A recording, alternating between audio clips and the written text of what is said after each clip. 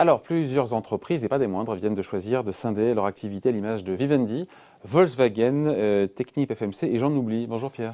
Bonjour David. Pierre Sabatier, économiste et président du cabinet PrimeView. C'est quoi l'intérêt donc d'opérer ces scissions? On en voit de plus en plus dans l'actualité pour ces grands groupes. Quand on voit Volkswagen qui dit vouloir pour le coup introduire en bourse sa filiale Porsche qui est ultra lucrative, on comprend que c'est pour financer la transition pour le coup vers les voitures électriques. Donc il y a une logique économique. C'est toujours le cas de ces opérations de spin-off, d'avoir une logique économique. Il y a une logique économique, il y a des prétextes économiques, il y a surtout en fait des logiques financières sous-jacentes. La réalité, c'est que, alors c'est intéressant parce que finalement tous les sujets que vous aurez évoqués dans l'émission du jour concourent à la même chose. Ce sont les illustrations ou sont l'illustration de conditions de marché qui sont extraordinaires, qui sont les signes évidents d'une euphorie. C'est le fil conducteur. Il est lisible, donc bravo, vous avez réussi votre session. Mais concrètement, aujourd'hui, qu'est-ce qui se passe? Il se passe que les entreprises voient qu'on est sur un enthousiasme extrêmement porteur qui amène les marchés financiers dans leur ensemble à très bien valoriser toutes les structures qui se cotent aujourd'hui sur le marché. Et donc la réalité, c'est que cet enthousiasme-là ressemble plus ou moins, on va dire, à l'environnement dans lequel nous vivions à la fin des années 90 et font que les niveaux de valorisation sont très élevés. Or, qu'est-ce que vous faites quand vous êtes un grand conglomérat et que vous avez des activités qui existent et donc certaines sont très porteuses. Un grand conglomérat, c'est un groupe diversifié qui a différentes activités. Évidemment. Et donc, qu'est-ce que vous faites? Vous avez une activité qui est très rentable, qui fonctionne bien, qui génère des profits. Et qu'est-ce que vous allez faire? Vous allez simplement la découper, la mettre en fait sur le marché pour simplement qu'elle puisse bénéficier de cet effet de mode qui font qu'on sait que cette activité qui affiche des résultats qui sont positifs sera mieux valorisée si elle est toute seule. Exactement, et qui est d'une certaine manière aussi... toutes les entreprises, en fait, tous les spin-offs qui sont faits sont dans la mode, sont entre guillemets des sujets ou des thématiques que les investisseurs aujourd'hui apprécient et donc qui vont être très très bien valorisés. Et qu'est-ce qui se passe? Tout simplement, là il y a un intérêt clairement financier, c'est-à-dire qu'au lieu d'être valorisé 20 fois les bénéfices par exemple, vous allez être valorisé 25 ou 30 fois les bénéfices. Là on parle de la fille quand elle va... De la fille évidemment, de la fille qui peut se retrouver. Mais comme la mère est actionnaire de la fille... elle gagne aussi. Elle gagne aussi. Et puis surtout si demain l'entreprise indépendante veut faire des émissions de capital, veut ouvrir, donc veut aller chercher de l'argent, la fille veut aller chercher de l'argent, et bien elle ira chercher de l'argent. En tout cas, ce qu'elle pourra retirer des marchés financiers à travers ce que les actionnaires seront prêts à lui donner sera beaucoup plus importante. C'est ça en fait la notion de valorisation. Si vous êtes valorisé 30 années de bénéfices au lieu de 20, eh bien ça veut dire quand vous faites une émission de capital, quand vous allez faire appel, vous allez demander aux investisseurs de vous donner de l'argent, ils vont vous donner de l'argent sur la base d'un multiple de 30 années de bénéfices et pas de 20 années de bénéfices. Et donc concrètement pour l'entreprise, là, il y a les moyens de financer des investissements. Je reviens à ce qu'il y a dans l'actualité, Pierre, quand on voit Technip, FMC, qui introduit en bourse sa filiale énergie, Universal, il y a quelques jours, qui a explosé en bourse, qui a pris quasiment 20% en disant vouloir faire cette scission, ce spin-off avec Universal Music. Là encore, donc logique financière, il n'y a pas de logique économique. Non, c'est une logique financière, mais après on trouvera toujours, on dira alors... On habillera ça avec... On habillera dans le sens où, qu'est-ce qu'on va dire? On va dire, d'une certaine manière, le conglomérat, c'est plein d'activités différentes. Où il y a une décote, on dit parfois qu'il y a une décote sur les holdings, sur les conglomérats. Donc oui, 15 à 20%, mais là aussi, ça va dépendre du moment. Mais ce que je veux dire, c'est que par là, c'est que souvent, l'excuse ou le prétexte, c'est quoi? C'est de dire que, in fine, quand on fait plein d'activités différentes, ça empile la gouvernance, ça rend la gouvernance un peu moins lisible, et d'une certaine manière, la qualité de la gouvernance de la fille est moindre. C'est donc le prétexte. On est plus diversifié, donc c'est bien d'avoir certaines activités qui sont plus ou moins porteuses quand d'autres sont à la peine. Voilà, d'où la notion de prétexte. En gros, ça dépend de la manière. En gros, si vous voulez vendre votre produit, évidemment, si vous voulez vendre votre produit, il faut être attractif, vous allez trouver les arguments qui sont des arguments entendables. Mais effectivement, on peut trouver des arguments contraires, à savoir que la première manière de gérer le risque pour une entreprise, c'est justement la diversification de ses activités.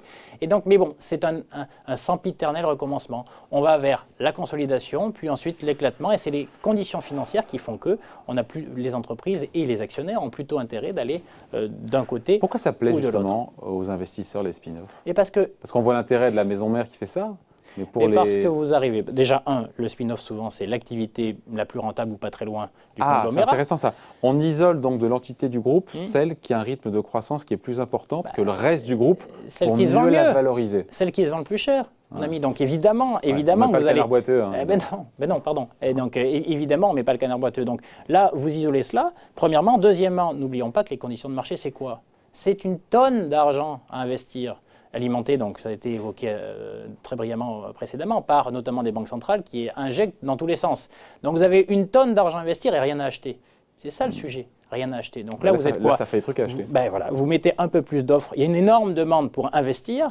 Vous mettez un peu plus d'offres sur le marché, sur en plus des choses qui sont, en gros, bankable, à savoir qui sont tendance et qui assurent de la profitabilité dans une économie qui est plutôt incertaine. Donc forcément, vous avez coché toutes les cases et vous valorisez cela à des niveaux qui sont extraordinaires. Donc d'un point de vue actionnariat, évidemment, c'est un bon calcul. Il faut simplement se poser la question de notre capacité ou de la capacité pour ceux qui vont acheter ces titres valorisés à ces niveaux de valorisation-là, si dans le temps, ces entreprises toutes seules, indépendantes, donc moins diversifiées, auront la capacité à toujours garder le cap de la profitabilité, quel que soit l'environnement de marché, quel que soit l'environnement économique. Et c'est ça, en fait, la vraie question fondamentale. C'est qu'à un moment donné, les choses...